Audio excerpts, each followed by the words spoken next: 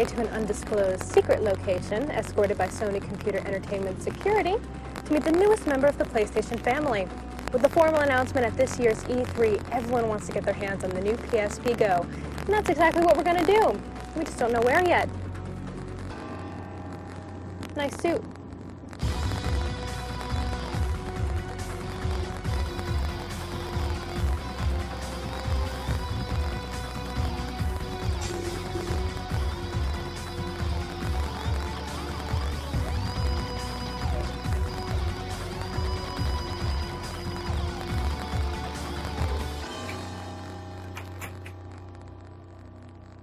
Over here. Veronica, glad you could make it. Thanks for coming. Have a seat. I think there's something here you might want to take a look at. Is all that really necessary? We've got top secret information. Are you ready? I am. Welcome to Mama. Wow, it's so tiny. It's so much smaller. But wait a second, where is everything? Try sliding. That's how you play the game. I get it now. So fill me in. What's this all about? So this is our newest PSP. It's called the PSP Go. All right, so I want the nitty-gritty tech specs on this baby. No problem. Down and dirty. So it's a 3.8-inch screen. It's 43% lighter than the PSP 3000. 16 gigs flash memory, Bluetooth support, and all digital content. So the UMD drive goes away. So it's going to be, I think, something that a lot of consumers are going to really like, being able to just download straight to a hard drive. It's a memory stick micro. Yeah, I what you're just picking noticed, out here, yeah. so that you can add extra memory to it if you'd like. Again, there's no excuse. If you run out of space here, you have a lot of content. So it'll be something that the digitally savvy consumer is going to really enjoy. We'll set it right down here between the two of us.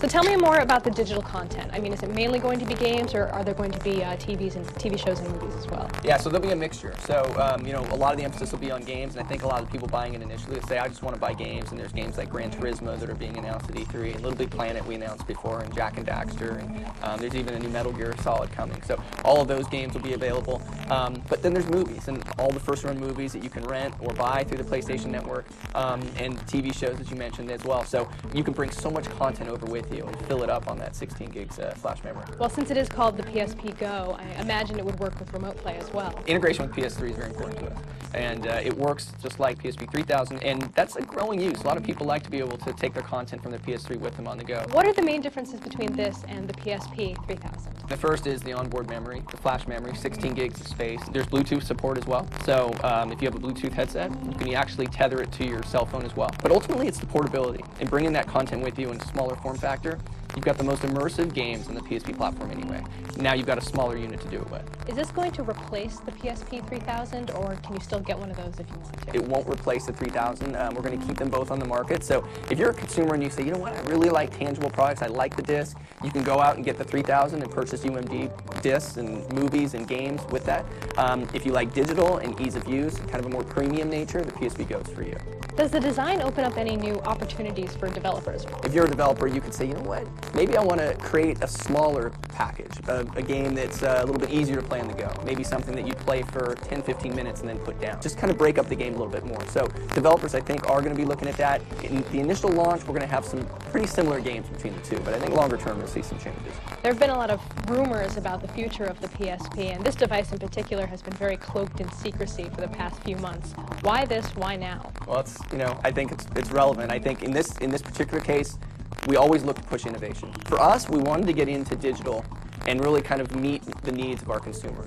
More and more consumers are going online to purchase music, and they're starting to purchase games, and they're purchasing some movies. We always want to be ahead of that curve. We look at each of our products as 10-year life cycle products, so this needs to live on. Our view of the world is, you know, digital is going to become more and more important as we go along here, and ease of use factors make it that much more important. Does it speak to Sony's long-term strategy to have downloadable content as opposed to hard media? We're going to look at a kind of a shared strategy there, actually. Hard media, tangible goods have their place, and I think that many consumers say, you know what, I'd really like to be able to just hold that disc. But there's certainly a growing segment culturally that want to be able to have digital goods. They've grown up with being able to download movies and music, and now they can download games. This is clearly the start of something really cool with the PSP Go. Where do you see it going in the future?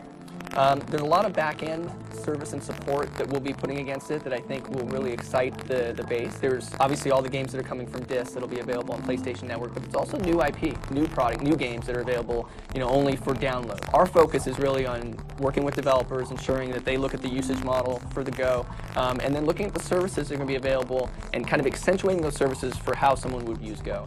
When are we going to see this available?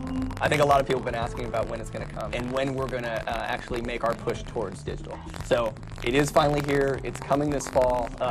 We think it's going to be a huge product for us. Am I looking at the only one in existence right now? Actually, we've got a second one. Well, well, well. Put Gran Turismo on there for you. Core viewers know I'm not very good at driving games, but I'll give it a go. Good, let's play.